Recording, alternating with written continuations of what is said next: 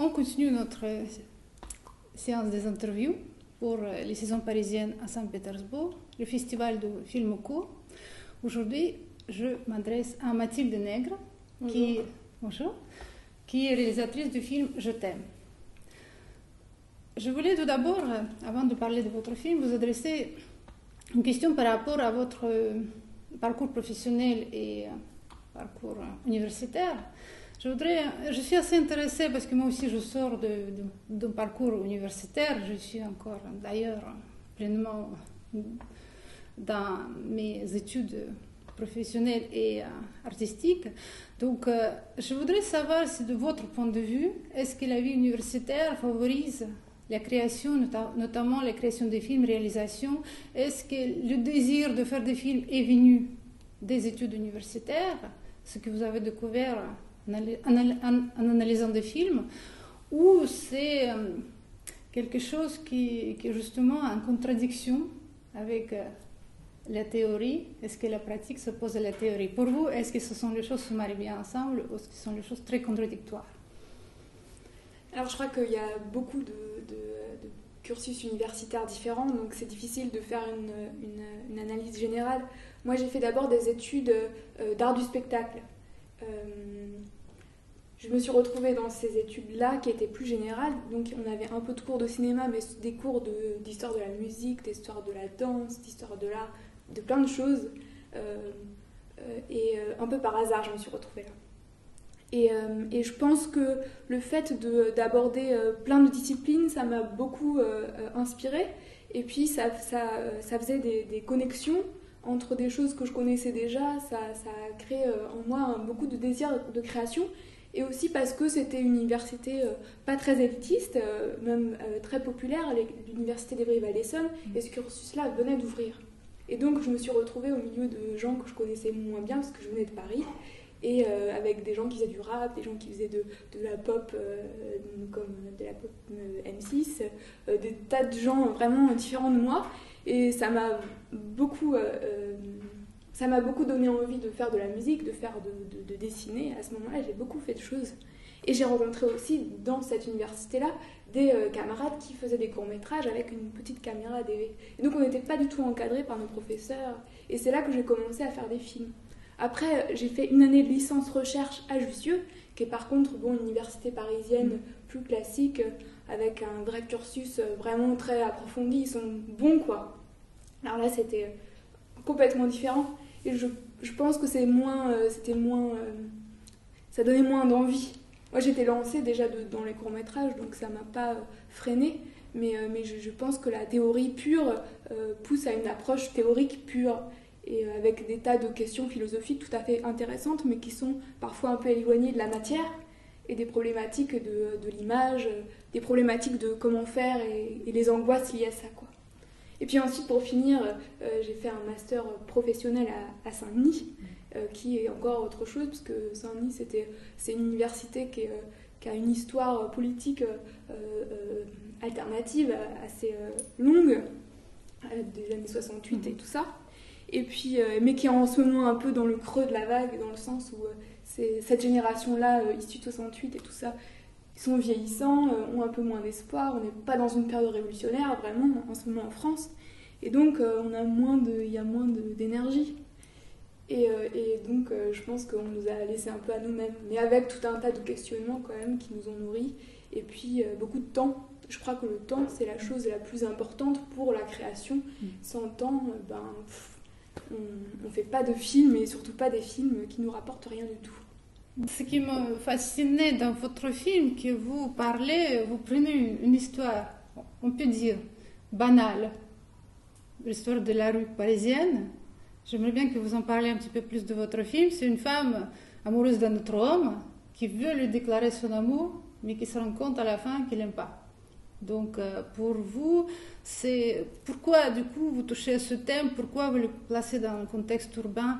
Est-ce qu'il y a un thème de solitude des grandes villes? Est-ce qu'il y a un thème de trop de rencontres des grandes villes? Est-ce qu'il y a un thème de mauvaises rencontres? Qu'est-ce que pour vous ce thème représente pour vous, femmes d'aujourd'hui parisiennes? Qu'est-ce que vous voulez dire à travers votre film?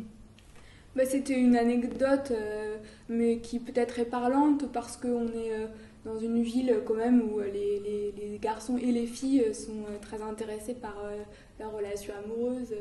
Elles pensent souvent qu'à ça. Et, et en même temps, on est encore dans un pays sexiste où on a du mal, les filles, en tout cas pour certaines d'entre nous, de dire tu me plais. On attend encore que les garçons fassent la démarche. Je pense qu'on est encore à ce moment-là hein, de l'histoire du désir féminin, de l'expression du désir féminin plutôt. Et donc ce personnage, elle est là, elle essaie de tendre des perches un peu aux garçons qui en fait s'en fout, mais elle fantasme quand même, elle imagine des manières plus ou moins directes de lui dire qu'elle a envie de lui. Et finalement, bon, bah, c'est encore dans le non-dit, dans le fait qu'il la jette, quoi. Mais il la jette, c'est pas un râteau très... c'est un râteau comme ça, un peu flou. Est-ce que c'est un film pessimiste ou optimiste pour vous? Non, c'est ni... bah, elle va continuer sa vie, et bon, c'est juste un constat. Oui, c'est ça, c'est pas... C'était un croquis rapide. Ce film, il a été écrit une semaine avant et on l'a tourné une semaine après. Et puis il était fini tout de suite. D'accord. Voilà, c'est très parisien. C'était du coup. Et la forme aussi allait dans ce sens, c'est-à-dire qu'il n'y avait pas de raccord de son, puisque tout était un montage alterné. Et donc on a pu tourner dans le bar dans lequel se déroule le film là, sans demander couper la musique, sans demander taisez-vous. On a tout tourné dans le vrai, avec les vrais habitués et tout. Et c'est ça me semblait important de laisser ça vrai. Et puis de capter un peu l'ambiance de ce Mais est-ce que à travers ce film vous avez un message particulier à dire aux femmes, aux hommes, non? Ou tout simplement vous voulez raconter l'histoire? Vous voulez peut-être inciter les femmes à être plus actives ou moins actives? Je pense qu'elles peuvent être plus actives, hein, franchement. Hein. Mais bon, après, ça c'est le film, je crois pas que c'était il y a quelques années. En plus, je pense pas que j'avais l'intention de faire la morale à quiconque.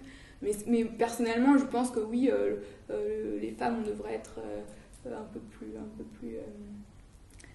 prendre un peu le pouvoir, quoi, un peu du pouvoir, et la moitié du pouvoir. Mais est-ce que vous, en tant que femme réalisatrice, est-ce que vous avez rencontré des difficultés en étant oui, bien sûr. Bah, dans ma vie professionnelle en général, et autant aux postes subalternes qu'à des postes un peu plus de direction, et évidemment comme réalisatrice, oui. Puis j'ai pas 50 ans, donc aussi on me respecte. Quand j'aurai 50 ans, peut-être qu'on me respectera plus. Mais bah, c'est un métier où il faut toujours prouver de toute façon qu'on a raison d'être là et qu'on contrôle tout, même si c'est pas vrai.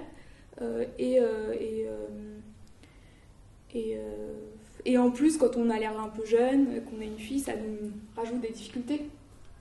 Mais bon, je pense qu'après, tous, on a ce problème-là. Donc après cette expérience double de réalisatrice, de créatrice de films et de parcours universitaire théorique, est-ce que vous pouvez nous dire quelque chose sur l'état de court-métrage en France? Est-ce que vous voyez qu'est-ce que peut votre nouvelle génération apporter au cinéma français ou dans le monde, dans le domaine du court-métrage et autres? Je pense qu'on est, pour les gens de ma génération, nés à un moment où on avait accès à des outils grand public, des caméras qui sont pas forcément de super qualité, hein, les caméras DV, mais on a pu travailler beaucoup et filmer sans aucun contrôle de production ou de l'État ou de quoi que ce soit. Ça, c'était une grande chance. Moi, je ne suis pas du tout dans le discours de dire j'ai fait des films qui ne sont pas des films, je les oublie, et mon premier film, c'est mon premier film produit. Je ne suis pas d'accord avec ça parce que pour moi, le cinéma ne commence pas au moment où il devient un produit commercial. C'est deux problématiques différentes. Je pense que le cinéma aujourd'hui, et notamment le cinéma court, c'est très très proche de la vidéo. Maintenant, on peut plus trop dire ça c'est du cinéma, ça c'est pas du cinéma. Et le mode de production, qui est un mode artisanal, devient un mode de plus en plus commun. Et c'est bien, c'est-à-dire que ça nous rapproche des arts plastiques, ça nous rapproche de la littérature, où on peut tout seul faire un film de qualité regardable au niveau du son et de l'image. Ça, c'est une démarche que j'aime pratiquer, parce que j'aime bien travailler seule aussi, parce qu'on est dans un autre état de concentration. C'est pas pour dire que le cinéma industriel n'a pas de raison d'être, c'est très bien qu'il existe, mais le cinéma artisanal et le cinéma de bricolage a sa place, et je crois que notre génération peut le développer et faire du court-métrage pas seulement une forme qui soit une carte de visite pour faire du long-métrage. Moi, j'aime pas avoir des cours comme ça. J'aime pas avoir un cours où je me dis ah ouais, c'est la pub pour le long métrage. Ça me fait chier. J'ai l'impression d'avoir perdu mon temps parce que je suis pas productrice. Ça me fait chier. Par contre, le court métrage, comme la nouvelle, c'est pas une forme pour faire un roman. Même si après on peut toujours faire un roman. Mais bon, le poème n'a pas vocation à être un trailer. C'est absurde quand on parle de littérature. Pour moi, en cinéma, la problématique est la même. Et le court-métrage a des lettres de noblesse à avoir autant que la poésie. Parce que il a la simplicité, puis la possibilité d'avoir une écriture brève. Et ça, c'est une forme, c'est une forme à part. Moi, je vous remercie beaucoup, Mathilde, pour votre interview et je vous souhaite beaucoup de succès à Saint-Pétersbourg. Merci, au revoir. Au revoir.